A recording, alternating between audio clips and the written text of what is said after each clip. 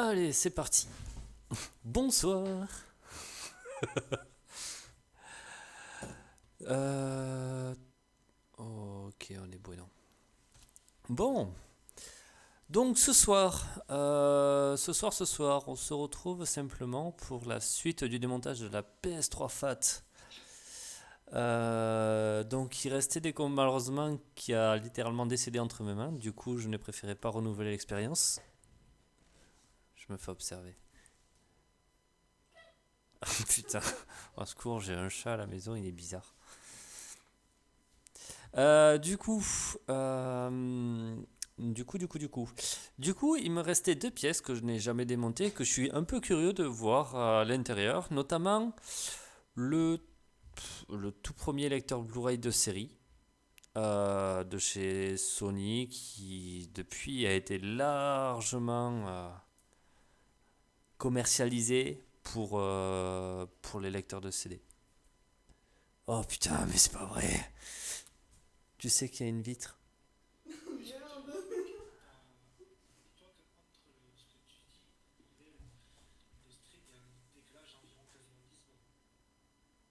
Ah, bon, ok, ben je le saurai. J'ai un chat qui s'est incrusté dans la vidéo. Bon. Bon. Eh. Oui, bonjour. Ah. Mais qu'est-ce que ça me fait?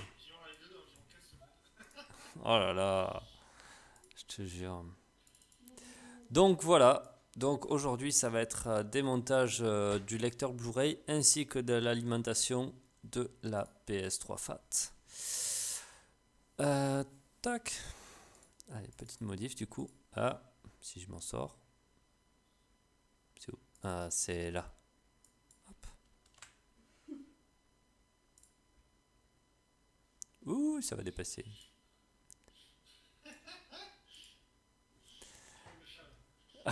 Ah, ça y est. Ouais, je sais pas de quoi ça vient ça. Allez, du coup.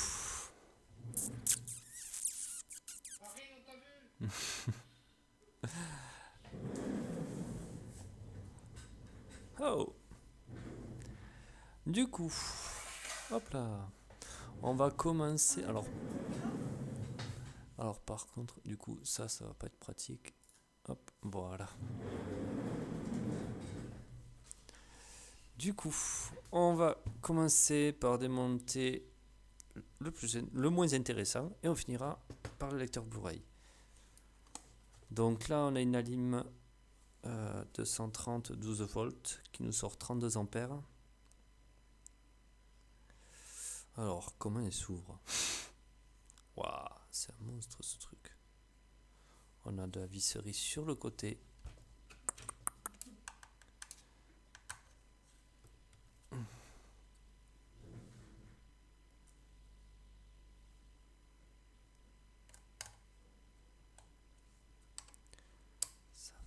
Ah, ça va, ça va, ça va, ça va. Un petit tiroir. Hop. Même si je suppose que les vis, je vais pas en faire grand chose une fois que ce sera tout démonté.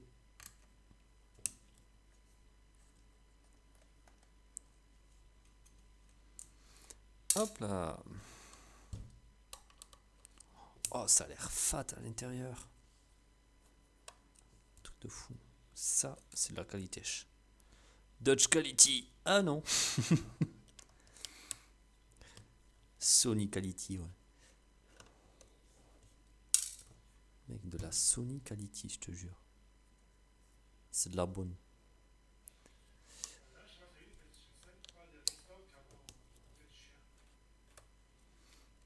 Non, je l'ai pas vu. Oh, ça c'est l'ouverture facile. Ça, c'est de l'ouverture facile. Oh, pas si intéressante que ça, pas si ouf que ça, mais elle a l'air de très bonne qualité. Hormis ça, un peu de poussière jusque-là, rien d'anormal. On a un peu trop de lumière. Voilà, qu'on voyait bien la bête.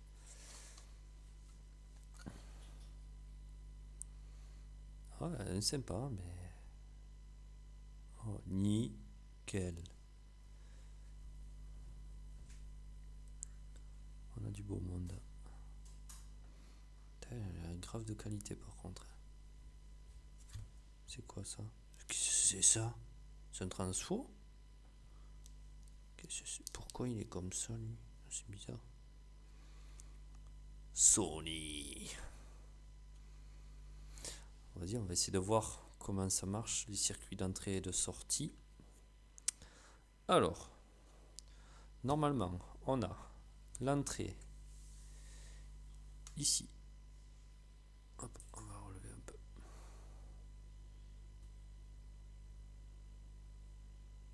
Nickel. On a l'entrée qui se fait dans cette zone. Donc l'entrée 230. Mais c'est comment c'est... Ouais, on va le démonter, hein, je pense, parce que là, j'arrive pas bien à voir. On a l'entrée. Là, on a une batterie de condo, mais ça, c'est plus pour le 12 volts, je suppose. Et ce qui est particulier, c'est qu'elles sont brochables. Sous la lime, on a ici deux inserts femelles qui viennent se brocher sur la PS3. Et c'est par là qu'on fait la lime en 12 volts. Donc on vient plugger carrément la lime sur la PS3. Tiens, elle a l'air belle quand même. Oh, je veux voir dessous, je suis curieux. Vas-y, on va démonter, comme ça sera plus clair. Parce que là, je n'arrive pas à me le faire en tête. Pas le schéma, mais ouais, le diagramme, on va dire. Oh, primaire, secondaire. Oh, j'avais pas vu ça. Il y a une indication primaire, secondaire.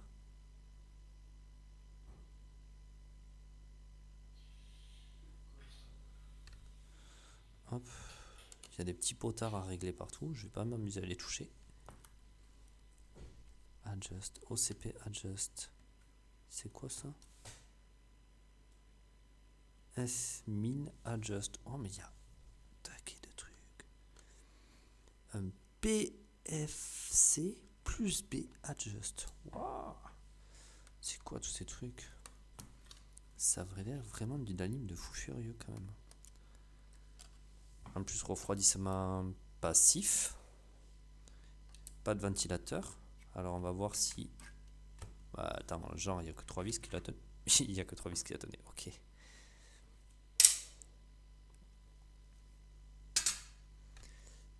Il n'y a que 3 vis qui la tenaient. Ah, il y a le plastique de protection pour l'isolation entre le métal, au cas où. Oh, oh la bébête. N'importe quoi, moi.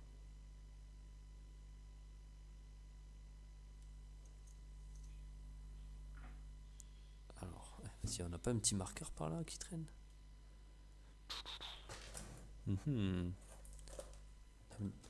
Fichtre, nous n'avons pas de marqueur. Ah, ah si. Ouais, il est un peu dead lui. Alors, donc on a 230 qui arrive là. Normalement, généralement, on arrive bien à voir les séparations entre tous les circuits. On doit avouer que c'est pas facile à voir là.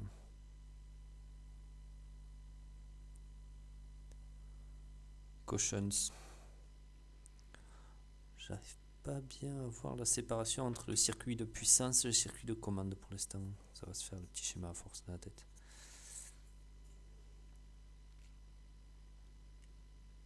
Ah, on a un fusible, on a le fusible de dessiné, on a bien les composants par contre qui sont dessinés partout sur la carte. Notamment le fusible ici. C'est intéressant. Le fusible ici. Alors, viens la bibiche. Moi, tu me vois moi, mais je te regarde pas. C'est ballot. Alors, tac.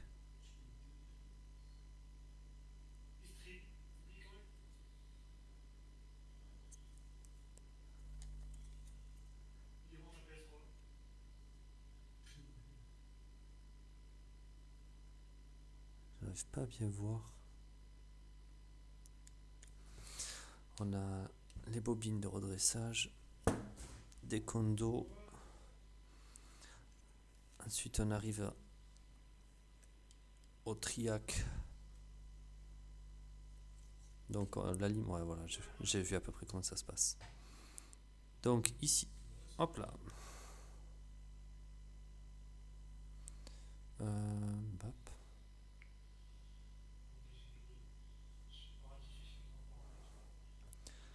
Donc, attendez 2 secondes.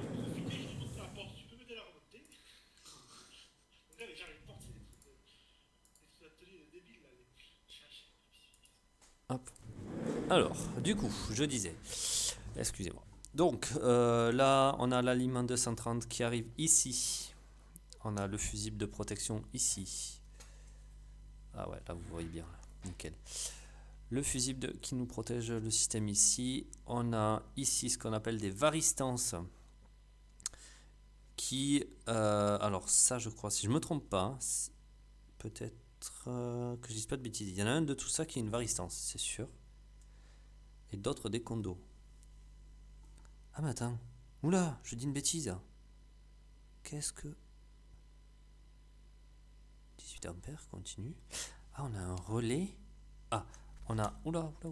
D'accord. Ah, j'ai mal vu. Ça, c'est un relais. Faire la mise au point. Nickel. Là, on a un relais. Je dois avouer que je ne sais pas à quoi il sert. Ici, on a un condo de un condo simplement pour filtrer. Théoriquement, alors ils ont marqué C, et ça c'est quoi? ZNR V106. Alors on va aller voir ce que c'est. On va aller voir ce que c'est. Parce que je dois vous avouer que je ne sais pas du tout quelle est cette chose. Toc. VRN Z106. Hop.